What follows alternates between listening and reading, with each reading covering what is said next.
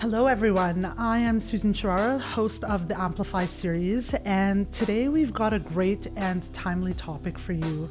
I've invited my good friend Jenan Nasserdeen, who's both a certified youth counselor and a certified mental health first aid instructor.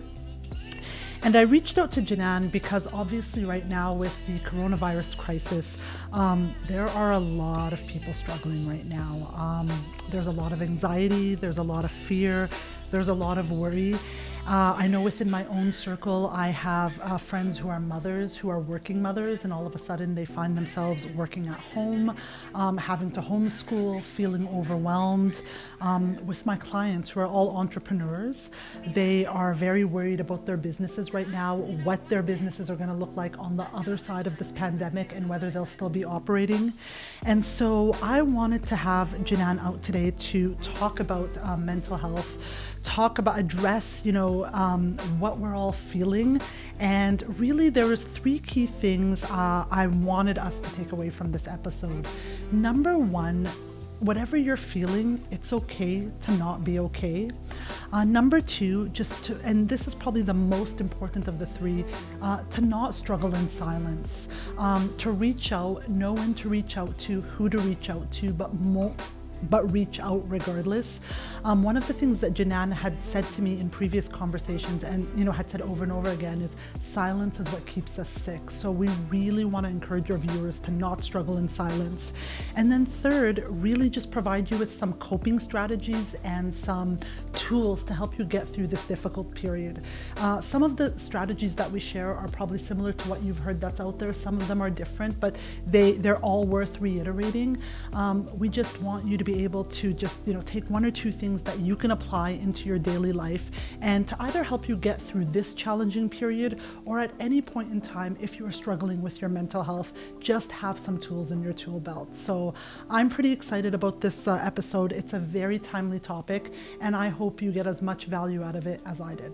So welcome everyone. Welcome to another episode of the Amplify Series. I'm your host, Susan Charara, and today we have a very special guest, Jenan Nasserdeen. Welcome, Jenan. Thank you for having me. Before we get into a formal introduction Yes. of who you are, I just wanted to let guests know that, so Jenan and I actually grew up together. Yes, we did. We've known each other since childhood, Yes. middle school, high school. I knew this girl when crisscross taught us it was okay to wear backwards overalls and thin eyebrows were a thing. Yes. Yeah. And then post high school, life took us took us both in different directions. Yeah. And then we reconnected earlier this year. I launched the Amplify series. Yeah. I shared it on social media. Yeah. And you were awesome enough to reach out and say, hey, I love what you're doing with Love this it. series. Yeah. If you ever want to have more of a conversation on mental health, let me know. Yeah. Immediately I knew I wanted to have that conversation. I didn't realize the conversation would be so timely in lieu of everything that's going on. Yeah. So I wanted to invite you out. I'm going to get you, for guests who are not familiar with you, tell us a bit about yourself and more about your experience and background in the mental health space. Right. That's a fantastic question. Well, first off, I want to say thank you so much for having me and creating this platform where we can talk about important issues, especially issues of mental health. This is an area that is very, very passionate. I'm very, very passionate about. So by trade, I'm a certified child and youth care counselor. Okay. I have been a counselor in the city of Edmonton for the last 20 years.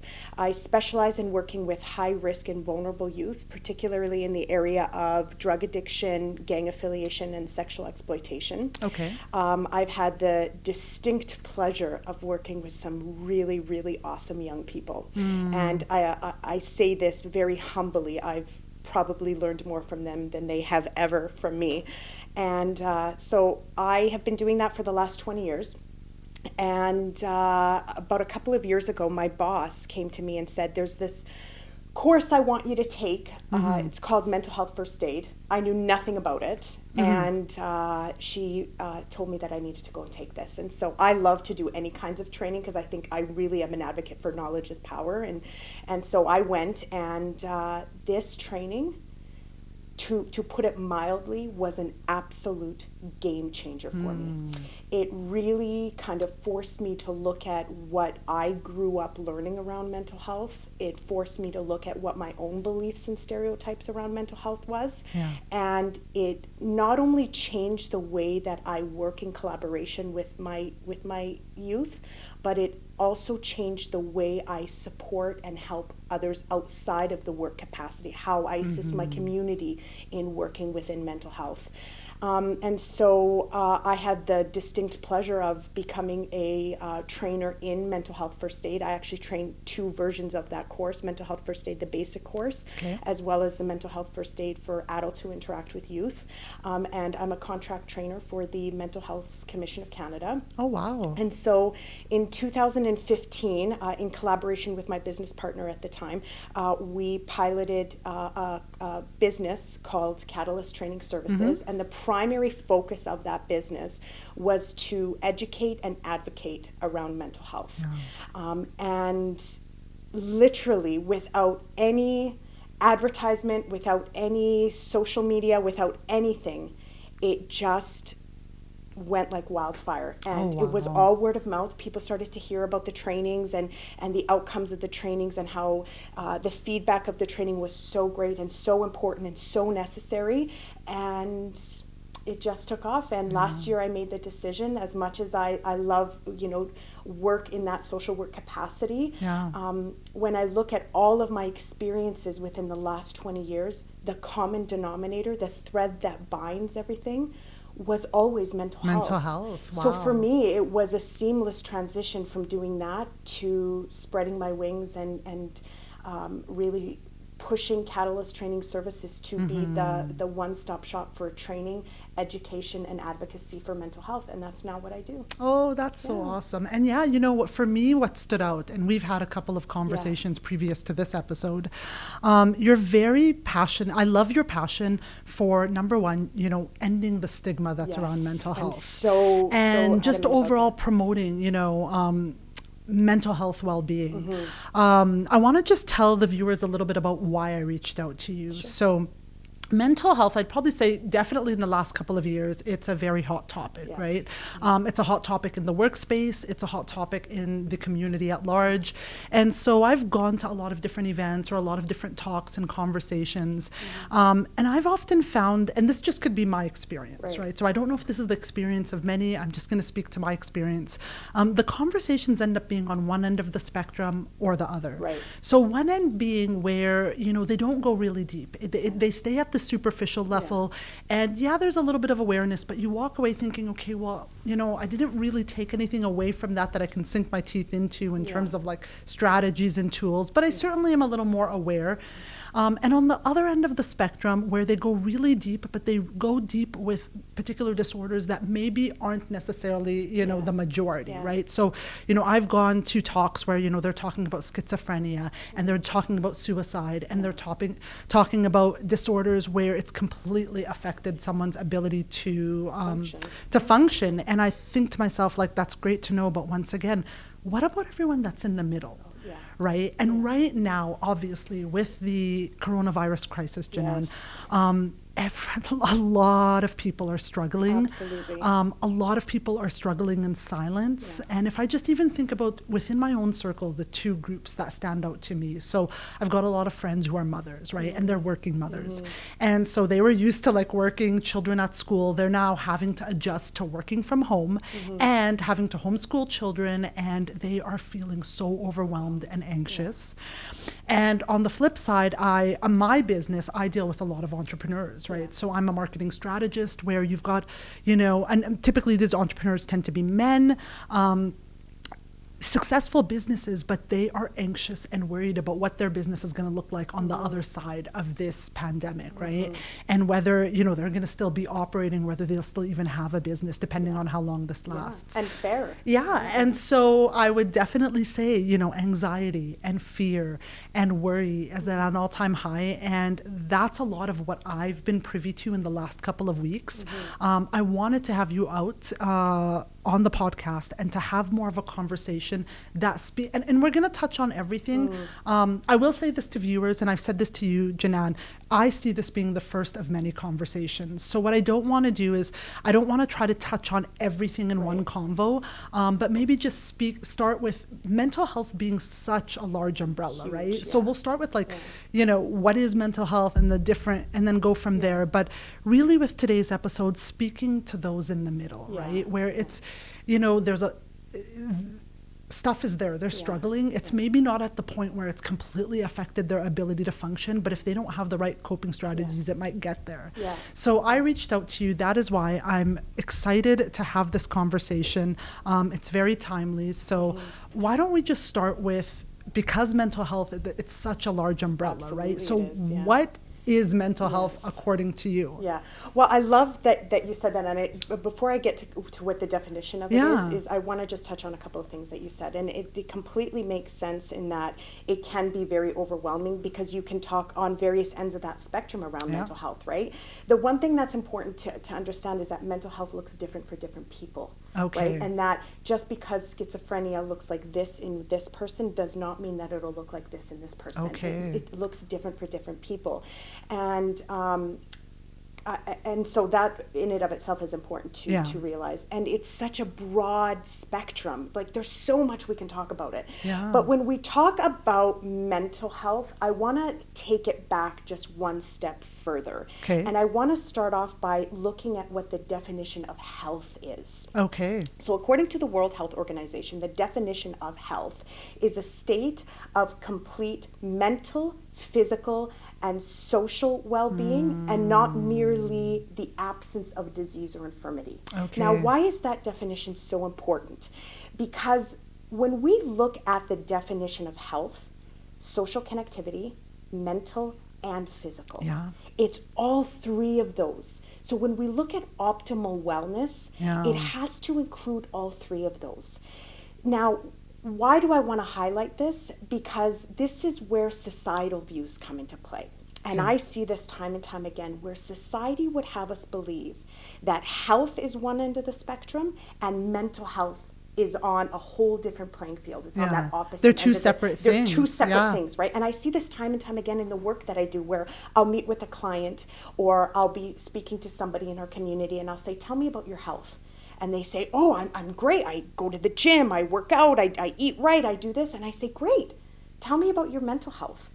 And instantly they get their back up again. So, well, what do you mean? Are you implying I'm crazy? Right? That, like, it's almost like a dirty question that I ask them when it comes to their mental health. And one of the things that I really want to stress is your health includes your mental health. We cannot have a conversation. We cannot factor in, we cannot make it a priority in reference to our health without incorporating our mental health. And that's like, you said that to me before, Jenan, and that was a bit of an aha moment because all of us, and just by default, right? Like when you say the word health, all of us naturally just think of our physical health, right? We think about diet and we think about exercise. And even though like we all recognize mental health is a component of health, you know, previous to us having a conversation and you sharing that, you know, I kind of was like, oh yeah, I kind of do separate the two. Even though you do see them in and of the same, we do separate the two. Because that's what society taught us to do. So, you know, a great example is like, let's say you do go to the gym all the time and you're physically fit and you meet the criteria of everything that you have to do in your responsibilities. But if you do all of that with high levels of anxiety or depression, do you have good health? And the answer is no, you do not, right? Because one of those components is compromised. Well, and the best example of that is more often than not, if you look at all of these like fitness instructors, right? Or you look at a lot of like the fitness influencers and celebrities, like a lot of them actually have come out and said like, you know, mentally and emotionally I was like they are the epitome of health, right? They have the abs, they do it all. And a lot of them will come out and say like emotionally I was struggling. And so I think that's a great thing to like just even say, you know, don't look at them as two separate things. They are like one in the same. I cannot stress this enough. We cannot have a conversation about health, whether it be in our personal lives, within our communities, in the workplace, anywhere, without factoring in mental health. It needs to be part of the conversation. So with you, so when you hear the, like what, you know, we've talked about, you know, you wanting to, one of the ways that you spread awareness is just, you know, there's, when you say the words mental health, it means different things to different people. So according to you, like, what is it and what is it not? When I think of the word, now there's obviously specific definitions to what mental health is, but again, mental health looks different for different people, right? When I think of mental health, it's anything that alters your mind, your mood, or your behavior and affects your ability to function in life. Okay. Right? Now, when we look at it on a spectrum, right, people can have a mental health problem, right? So they can have anxiety. Yeah. But still be able to follow through with their routines. They're still able to get their kids up. So they might be taking some like medication to like, and maybe even not, right? But they're still able to function. They're still able to get up. They're still able to get their kids off to school. They may not do it on a 10, right, on the spectrum, but they're maybe doing it at a 5. But for the most part, they're still achieving what they need to be doing, right? When we look at it on a level 10 on that spectrum, is when we look at a disorder where it absolutely cripples a person's ability to function, to maintain healthy relationships, to obtain or maintain employment. It has crippling and debilitating effects on a person's ability to function. Yeah. Now, anytime we're talking about mental health, we know that we don't have to wait, or nor should we wait until it's a disorder for us to get those supports and for us to reach out and get that help, or to help others, right? Early intervention with any mental health is critical. The sooner that we can get those supports in, the sooner we can draw attention to it, the sooner we can help that person, the better outcome for their health and their optimal wellness becomes. Right? Okay. Yeah. So I have a question for you, Jenan. Obviously, I mean, with mental health being on the rise across the board, right? And more, there's a couple of things. So there's two areas I want to go in. Sure. Before I get to the point that I want to make, you and I, a couple of days ago, had a conversation, and you said something that was like a huge aha moment for me. It really shifted the way that I think, because for me, when I would think about mental health and the different disorders, right? So I'm like, okay, you know, I know people who are struggling with anxiety, you know, who are feeling blue, maybe a little bit of depressed. So I kind of, in my mind, and I'm just speaking for myself, saw the spectrum, right? And on one end of the spectrum, I saw, you know, lighter, I'm just going to call them conditions. Feel free to correct my terminology. So, you know, people I know who were, you know, they've got anxiety, they might be taking medication, they're a little bit depressed, they're feeling blue. So you've got that on one end of the spectrum. And then on the other end of the spectrum, you've got the disorders that completely affect one's ability to function. So I've been privy to people with schizophrenia, bipolar. I know of situations where people have been suicidal. So I kind of saw the spectrum that way, where I'm like, okay, you've got conditions on one end, and then you've got, you know, more severe conditions and disorders on the other end. And you said to me, no, Susan, like that spectrum is wrong. You're like, so I'm going to have you explain. And I was like, well, what do you mean that? And actually, I want to speak to that because many people view it that way, right? And so one of the things that I was telling you in that conversation is that when we look at the spectrum of severity, we've been using this term spectrum quite a bit, but just so that people understand, when we look at spectrum of severity, are there some mental health disorders that are more severe than others? Absolutely, right? Okay. Are there, and what we mean by that is that they are more chronic. Right? Things like bipolar disorder, things like schizophrenia, for example, or psychotic disorders, right? But when we look at that spectrum of severity, don't so much look at it as a disorder, but in the way that it affects a person's quality of life. And ability to function. And ability to function. Because if we go by that common belief that you just highlighted, right? We might be inclined to put anxiety and depression on the, you know, on the lighter side of it. But you have people where their depression is so severe that they cannot function at all. Well, and not only that, but depression left untreated could lead to suicide. And then you've got someone who might be schizophrenic, but who is completely able, who has it under control. Who has a great treatment plan, able to function. Taking his medication, has great natural supports, has great professional supports, and to look at them, you would never know. Right?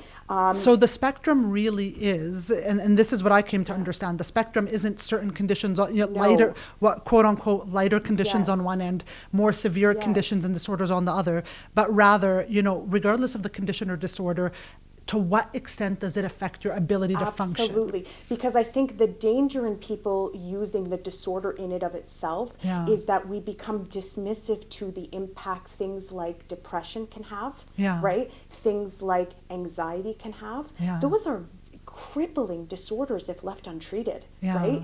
And so my fear in using it in that context is that it dismisses how impactful those disorders can be. Right? Does that make sense? No, it does. It was, like I said, we were talking, and it was just an aha moment for me where I was like, oh, I never thought about it that way. So just shifting gears slightly, like for I mean, obviously with mental health, one thing I do want to talk about is stigma, right? So I'm very passionate about talking about stigma. And that's what drives you. Yes. I know that you are passionate about ending the stigma around mental health. We know, right? I mean, we're not sharing anything new with viewers. Everyone knows that mental health is on the rise. Like more and more people are struggling, right? More and more, people are still, like, even though it is a hot topic, people are still struggling in silence. And so a lot of that has to do with stigma. Like, where do we start this conversation, right? Because struggling is one thing, and just even... There are people out there who are probably even struggling and don't even know. I've had suffering in silence. And don't even recognize, like, they're feeling blue, and they maybe don't even recognize their symptoms as being, anything problematic. They think it's normal. Like, where do we start because that's the other thing for me is right now I look at it, a lot of people are struggling, and a lot of people are struggling in silence. One thing that you said to me that I thought, another thing that was a game changer for me is you said, it's okay to not be okay. And just even saying that, we're giving people permission to say, like, look, like right now, whether it's right now, there is a crisis unlike anything we've ever seen before. I mean, if you're feeling anxious, and if you're feeling stressed, and if you're, whatever it is you're feeling, right? And regardless of where you are on the spectrum, if you're not feeling okay, it's okay to not feel okay. Absolutely. So I'd like to dissect everything that you just said. I'm throwing a lot at you. No, this is so great. And I love this because we're just having an organic conversation about it. I am fiercely passionate about stigma and combating stigma. And I'll tell you from my personal experience, I grew up in a culture and in a community where we did not talk about mental health, right? And if anybody said anything to you, you were reminded that your parents came from civil war, and what do you have to complain about? And you have a roof over your head, and pull your bootstraps up, and there's nothing wrong with you, it's fine. And I look at so many elders, especially the women in our communities, who suffer in silence. And one of the things that I know to be true to my core is this: secrets keep us sick. I love it. You said that to me. Silence keeps us sick. And when we don't talk about what's going on for us, it further perpetuates our illness. We have to get to a point in our society where we can say, it's okay not to be okay. And that is fundamentally the core value of why I created Catalyst Training Services. So if people are not, couple of things here, right? I agree with you. People struggling in silence, love it. Silence keeps us sick. Absolutely, if people why are people staying silent? Okay, let me tell you. People are staying silent. The primary reason people stay silent is stigma. 60% of people who are struggling with mental health will not get the help that they need because of stigma. Now, let's back it up a bit. What is stigma? I was going to ask that. We hear this term so much, and there's different variations. The best way I can describe stigma is think of peanut butter and jelly, right? How they go together. Prejudice and discrimination married together. Okay, let's dissect that a little bit. So when we talk about prejudice, it is the preconceived ideas and opinions that are not based in fact or logic. These are ideas that we have adopted, whether it be through our upbringing, through our personal experiences, through what we hear on social media, and we pass it off as fact. For example, all people who live with mental health are dangerous.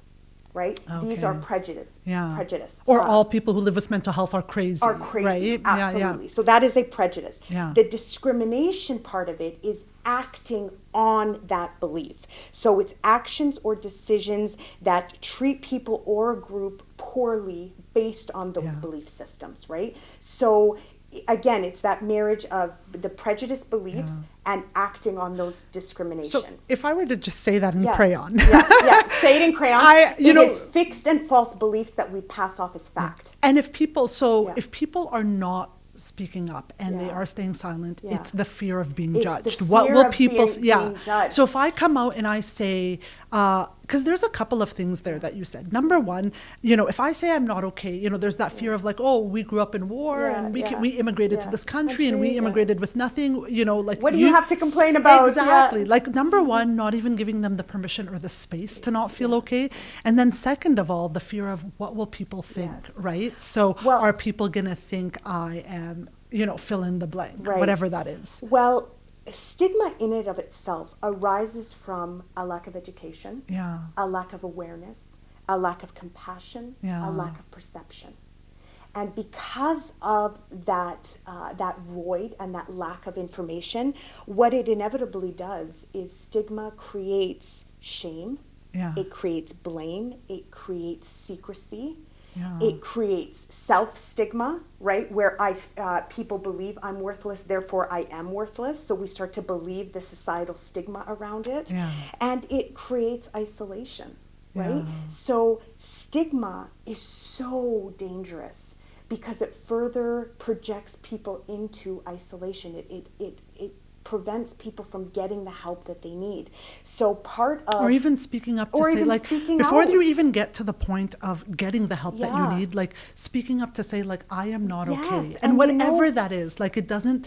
You know, even like I said, it could be as simple. I know, in, you know, using myself as an example, like there was a, you know, I think of the first time where, you know, I struggled emotionally. It was, you know, after a breakup, you know, and it was a relationship that was a long relationship. You know, we broke up and I just remember like being overwhelmed with all of these emotions and not being okay. Right. And what do you do with it? Right? And it was just like, but just to be able to, you know, and I was one of those people. I mean, I had my sister, God bless her soul, but, you know, I probably struggled in silence more than I should have because of the fear of like, oh, if I come out and tell people like, hey, you know, I'm feeling overwhelmed right now with all of these emotions. I don't know what to do. It, you know, and it's funny because even with our conversation, I thought about just times in my own life where I've struggled and I've struggled in silence. And I'm like, you know, was it shame? What was it? If I struggled in silence, why? And for me, Jenan, it was interesting because, and this speaks, especially for women who are known as quote unquote being the strong women, right? When you are the rock for, everybody. Preach. You know, and I grew up being that rock for so many people. And I always considered myself, and when I say strong, I'm not talking physically, but just even emotionally. And the first time I ever felt like, whoa, you know, I do not feel strong at all. And I remember thinking, like, it was that fear of like, okay, if I reach out and I say I'm not okay emotionally, are people going to think, oh, wow, here we thought she was strong, but she's really not. And that in and of itself is the stigma. Right? It was like, even though it's like, you know, I was like, it was a vulnerable moment, a vulnerable space, but it was that fear. It wasn't even like, oh, you know, more so on the shame, but just even like, you know, I think I'm a strong person, but right now I'm not. And if I reach out and people are going to, you know, they're going to, you know, are they going to think that I'm weak?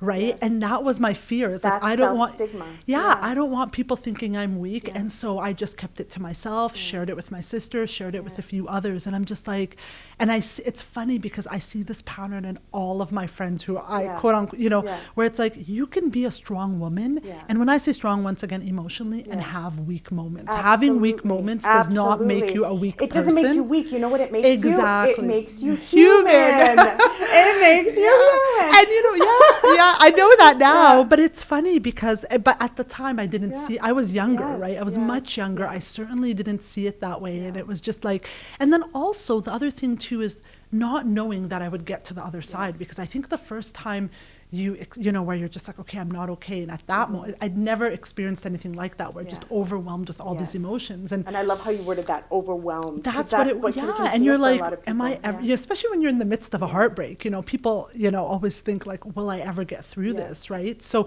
now, you know, having gotten to the other side and realizing like, you know what, no, I should have, I did. I probably, the first time that it happened, like struggled in silence more than I should have. But there is that, you know, there's that fear, whatever the fear is, right? Well, here's what I'm going to tell you in particular to the mental health part of that, right? Is that, you know, and I always tell this to my participants, everybody has mental health. Everybody has mental health, just like we all have physical health, right? To say you don't have mental health is actually not an accurate statement. Yeah. Just like you have physical health, you have mental health. Yeah. And similarly to our physical health, it can ebb and flow, right? Yeah. Sometimes you have really, really great physical Yeah. health, and then you break your leg, right? And then you're housebound, right? Oh, and then the coronavirus happens, And then the you're at home, coronavirus and you hits, right? can't And then work you're at out. home. Yeah, yeah. But it's the same thing with our mental health. Yes. Sometimes we have really, really good mental health, and That's we're so journaling, and important, we're Jenan. accessing our personal supports. Like you mentioned your sister. I know Yeah. your sister. She's a great Yeah. lady. And, accessing those professional supports, and we have really strong mental health, and then a child dies. Yeah, yeah. Is that going to affect your mental health? Absolutely Yeah. it will. But to say we don't have mental health, right? Yeah. And to say that I'm not capable or I shouldn't have feelings of mental health is not accurate, Yeah. right? And this goes back to what I was saying before. We have to make it okay to say, I'm not okay. And going back to your point that you were saying about, you're the strong one in the family. Or just the strong, when you're you're the that one- person you're that that rock everybody for goes everyone, to, right? And I And can then- tell you as a counselor, right, where I spend the majority of my day hearing everybody else's problem, that compassion fatigue, right, is what we call it. That affects us strongly, Yeah. right? So, and that's normal. That is okay, right? But when we talk about stigma, we have to really get to a point where we're educating ourselves, we're more aware, we're more compassionate, we're more mindful about what mental health is, so that we can combat that stigma, because that's how we combat stigma. And one of the reasons I'm so passionate about teaching mental health first aid is because we really dive into what is stigma, where did you learn your stigma from, and how do we unbreak that? What is mental health versus what is not mental health? So question for you, Jenan. So how do we just individually, right? Yeah. So we're going to speak collectively and Yeah. individually. And I'm going to tell you, what I'm particularly, we're both Lebanese, Yes. right? And for me, I think mental health is an extremely important conversation across Yeah. the board, and even more so in diverse communities and communities of color. So, whether you're Arab Canadian, Indo-Canadian, Yes. Asian Yes. Canadian, we come from communities where, people don't, they suffer in silence. Yeah. It's not okay to not be okay. A lot of them are suffering. And that's more, we talked about this. It's more of, an older generation. Yeah. Moving forward, if we talk about ending the stigma, like how do we start to do, so in our communities where it still isn't, I do see a shift. Yeah. I do see, a bit of a change. Yeah. It's nowhere, where it needs to be. Yeah. We can say, okay, we need to end the stigma, great, but how do we do How that? do we do If that? you are someone where you are a first generation Canadian and you come from a community where there's more stigma than, say, within the larger community as a Yeah. whole, how do you start to combat that? What do you do to end? What can I do, as an individual, like within my own community and the community at large? Because this can all be very, vague. Like, okay, let's end stigma. Yeah. Everyone agrees that the stigma Yeah. needs to come to an end. Yeah. But what does that look like? How do you do that individually? We have to recognize that there are many seasonings that create that stew of stigma, Okay. right? For a lack of a better metaphor. There's a lot of things that contribute to it. Like Okay. I said, lack of education, misuse of language, Yeah. that is another one. Using inappropriate language around mental health, that is a Okay. huge catalyst for stigma. Old belief systems, right, that are not based in fact or based in science or Yeah. based in any of that, right? So if you were to ask me simply, how do we end stigma? Or how do we start? Like, I mean, and I'm How not. do we start? Yeah, Yeah. like the reality is it's not going to end It's not tomorrow, gonna right? end But like, tomorrow, where yeah. do we start? And specifically in communities of color Yes. where stigma is far more prevalent Yes, yeah. than, say, the community at large. Like, Yeah. where do we start and how do we show up individually to begin? Because this is a long journey, Yes. right? We're not ending stigma in a night or two Yeah. or a year Absolutely. or two. But where do we start, I right? think So that for for- our children and Yeah. their children, Yeah. it's going to look a lot different than what it looked for us and our Absolutely. parents. Well, I will tell you, the fact that mental health is on the tip of everyone's tongue right now, Yes. it makes me so happy. I can't stand And it. the fact that you and I both, Yeah. Lebanese women Yeah. sitting here Yeah. at the podcast having this conversation. Yeah. It makes me so excited that people are talking about it. And people always say, well, it never used to be that bad back in the day, right? That is actually not accurate. When we look at, veterans who have come back from war and the significant PTSD, so it was just on the down low. Right? And so now that we're talking about it, it brings awareness. And because of that awareness percolating, people are more inclined to get educated. In response to your question, how do we squash stigma? Or how do we start? You get educated. You get educated. You find out, what is anxiety? What is it actually?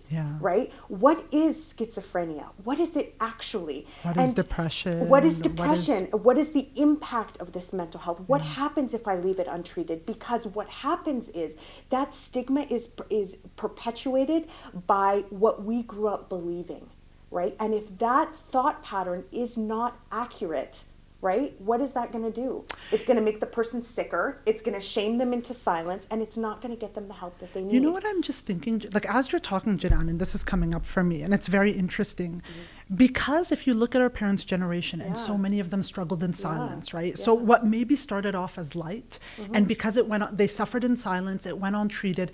By the time, even if we think about our own community, the few people that we know, because it was never treated, right? And this is really my intention with this conversation is that, and we're going to do this later on in the conversation, is sharing coping strategies.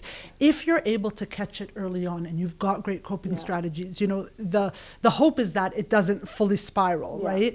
But what I'm just realizing is, like, a lot of people, because they suffered in silence and didn't get the help that they needed, they pretty much spiraled where it was that, like, they went crazy, right? And then so people just naturally assume that everyone who gets this condition is ultimately going to become this worst case scenario. But the reason a lot of the people that we know maybe did become the worst case scenario is because, number one, they suffered in silence and they never got the treatment that they need, so that it just got worse and worse and worse. So I almost want to say the intention with today's conversation is, regardless of what you're feeling or going through, if you catch it early on and you've got the right coping strategies, it doesn't have to be the situations you saw growing up. And furthermore, you're not defined by your illness. I really want to stress that. And this ties in very, very closely with language, right? For some, part of the hesitance to get the help that they need is because if I go to the doctor about my bipolar disorder, and he says, you have bipolar disorder, that becomes my identity. I am now bipolar, quote unquote, right? And so sometimes that in and of itself can be... Or if I go to the doctor, like, even just using another example, like, and he tells me I'm clinically depressed. Depression now becomes... And now our illness leads who we are, right? And we see that especially with mental health and in turn in the language that we use. So language is one of the biggest catalysts for stigma. So when we adopt our identity as our mental health problem, right, we basically throw away everything else that we are.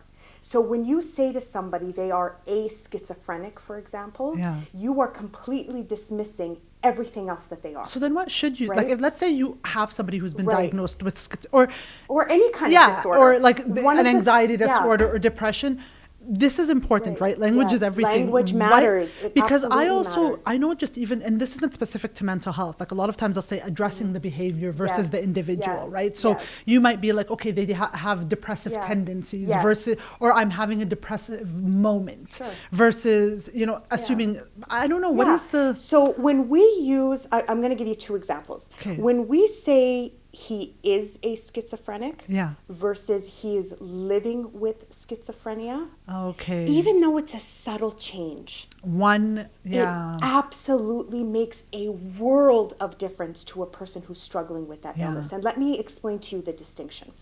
When you say they are a schizophrenic, the fact that they are somebody's child, the fact that they have a master's degree, the fact that they are an accomplished pianist, the fact that that's somebody's child or that's somebody's uncle, you're dismissive. everything else that they are becomes dismissive. They are their illness. This is huge, Jenan. Right? But when I'm you having say, another when aha you moment. say, And I wanted to and I want to use other examples too, even like same thing, depression and anxiety, right? Yeah. Where you could what would be the language he's having? he's living in depression. You can or, use language like they are living with, they are struggling with, they are battling. So where you separate the You are condition from the separating, identity. Yes. And this is something that we see in particular with mental health that we don't see in physical ailments. Like, for example, you would never say to somebody, there goes irritable bowel syndrome, right? You would never say that. Or you would never say to somebody, there goes cervical cancer. You'd say he has or she has, right? We would never lead by illness. Why? Because it's disrespectful, it's offensive, and it's hurtful. And they're more than their illness. And they are more than their illness. I am a stroke survivor. I'm going to use myself as an example. I'm a stroke survivor. I had a stroke when I was 36. Oh, wow. And when I look at my life in whole, me having a stroke is probably this much of my life. Like, it is such a small facet of my life. Yeah. But if everyone was to define me as, oh, there goes that stroke girl, it would really diminish who I am outside of that experience, right? So one of the things I always train my participants is when we use language, we never ever want to use illness first language. By saying, for example, they are a schizophrenic, we want to lead by using the person first. They are a person living with. So that could be a place to start in terms of, and I love that. I love separating the condition from the, because and showing mental health the same compassion and empathy that we do physical ailments. Yes, right? yes, the problem is with physical ailments, for example, if I break my leg, you can see that I broke my leg. I have a cast, I'm walking differently, right? But with mental health, we don't always see it. Right? I, as a first responder, or me as just a friend or a person on the street, I won't see your depression per se, or I wouldn't see the internal struggles that you have. So sometimes people interpret that as, oh, you're just faking, right? If I can't see it, it doesn't add validity to my case that this is in fact what you're struggling with, right? So treating people with compassion, being mindful of the language that we're using, and really educating ourselves about what mental health is versus what it is not, is really how we're going to combat stigma. Podcasts like this, where we make it okay to talk about really make it okay to talk about it and make it okay to not be okay. Absolutely. Listen, I built a career of 20 years of having very uncomfortable conversations. No, and but that's this is where relationships foster. And this is that's what I where want to connectivity do. Fosters. Yeah. Absolutely. Like for me, Jenan, I want to give people tangibles, right? So I'm like, okay, I think all of us, and actually, no, I'm going to speak of starting with myself. Like I want to end the stigma. I want people, I think just even starting with just having the conversations, right? If somebody comes to you and just, or checking in on people, like, how are you doing? Right? I know I've used in the last week, and the first thing I did, aside from family, all of my strong female friends, checking in on them. How are you doing? Because they're the ones checking in on everyone else. Nobody, and so I'm like, how are you doing? Like, how are you coping? Can I speak to that for a second? Yeah. Because when we're just going back to your question about, how do we combat mental health? And I think when we look at it from the perspective of being the helper, right? Like where I see a family member who's struggling or a friend who's struggling, when you're in the role of the helper, sometimes some of the barriers to reaching out can be things like, what if I say something and it sets her off? What if I say the wrong thing? I don't know how to fix this. Right? And we put this mountain of responsibility on our shoulders to have to fix the problem. And one of the things that I really want to stress to people, it's not your job to, quote, fix the problem. And I will tell you, as a counselor, I see this time and time again in the work that I do. Sometimes people just want to be heard. Yes. Sometimes it's just a matter of saying, hey, you look a little off. And Is I would everything probably okay? say most, Jenan, I want to share the story with you. This happened years and years ago. I remember I used to belong to this circle of entrepreneurial women. Right. One of the women in the circle, Allison Jones, shout out to Allison. She's a psychologist. She's got a clinical practice. Right. She's an entrepreneur as well. And I remember there was 5 or 6 of us. We went to a conference one year. And then usually what happens, like after the conference, after the day was done, we all went and grabbed dinner. We went back to one of the ladies' rooms. And one of the women in the circle, we were just all, we were just having girl chat, right? As we do. As women do when they congregate. Yeah. And one of the women was really struggling, and she just broke down in tears. So you've got this one woman, and she's surrounded, I can't remember, from 5 or 6 of us. She broke down in tears, and just she was having a really vulnerable moment. Right. So you've got a woman surrounded by 5 or 6 women who breaks down in tears, having a really vulnerable moment. What do you think, what do you think we all did, right? Somebody grab the wine! Or it was just, we all immediately, as she was wanting to, crying and whatnot, immediately we all wanted to make her feel better. Absolutely. So we all, and I remember Allison, the first thing she said to all of us, I think one woman chimed in and then another woman chimed in, and Allison said, stop. Let her feel what she needs and to she feel. said something to me. She said 3 words I'll never forget. She said, 4 words, don't fill the space. Yes. She's like, women have this tendency to fill the space. If I come to you and I'm having a vulnerable moment and I'm breaking down, your inclination is going to be to want to make me feel better. Yes. And Allison said, stop. Yeah. Don't fill the space. Just give her the space to share. This story probably happened 10 years ago. And even if they're quiet, let that be. Yeah. Whereas we have the tendency, and I just want to finish this example, this was a decade ago, and I never forgot those words. And I probably was super guilty of doing this, whereas when a friend would come to me previous to that, naturally I just wanted to make them feel better. You're going to be okay, whatever. And not realizing that 9 times out of 10, when that friend is coming to me and they want to share something, they actually don't even want, they just want the space to share. And after that weekend, and I even started identifying in myself, and this is a great tip for others, where when I am reaching out, now that I'm better and I'm not struggling silence and I'm reaching out, what do I need? Do I just need a space to and more often than not, that's actually what I do need. Is with my sister, we are really great at this. I'll reach out to her and she's like, okay, what do you need? Are you wanting me to give some advice? And I'll be like, no, Z, right now I just need the space to share. And other times it's no, I need you to go into cheerleading mode or advice mode. But women, and I don't think it's specific to women, we all have this tendency to want to make people feel better. And 9 times out of 10, all people want is just a space to share.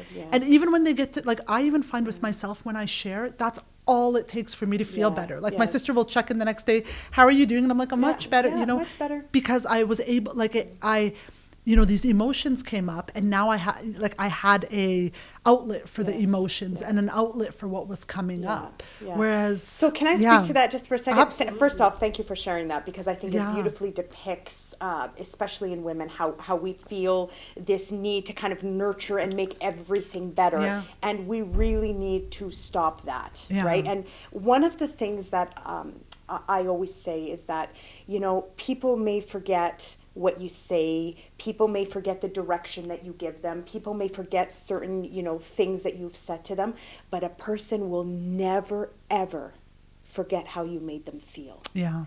And if they are feeling vulnerable, if they are feeling scared, if they are feeling hopeless, and that lands at your doorstep and you say, come on in, let's have a cup of coffee. Oh my God. That will mean the world to somebody. The intention is not to fix it. The intention is just to show up. And give them the space to share, and don't fill the space, right? I've had the pleasure, and I say this from the bottom of my heart, of working on many reservations around the city of Edmonton and in Alberta, and I've worked with many elders, and Indigenous people really make an art form out of this. It's magic watching them work, and sitting in silence. They really mastered the art of sitting in silence, and I had an elder very early in my career tell me, he said, Jenan, I want you to remember something. Silence speaks volumes. If you sit and listen and sit in uncomfortable silence, you'll learn more about that person than you ever will in their words. And so sometimes we need to close our ears, or close our mouth, pardon me, and open our ears and just let a person just be. We also need to recognize that some people need time to process, right? I know for me, I need that time to really sit within myself and say, okay, what am I feeling right now? And why am I feeling this way? And what does this mean? Not everybody, can be quick like that. So and some people just need to process things out loud. Like I know I'm one of those people where it's just like talking about it. I process things out loud. So just even having the space to share with someone, to say, here's what's coming. Without feeling like people have to fix it. Your job is not to fix the problem. Your job is to show up and be an ear, to be a friend. Fixing it, that's where appropriate professional supports come in place, right? If they need to talk to their family doctor, if they need medication, if they need a psychiatrist, whatever, I'm just grasping at examples here, right? But we feel this need that we have to fix the problem.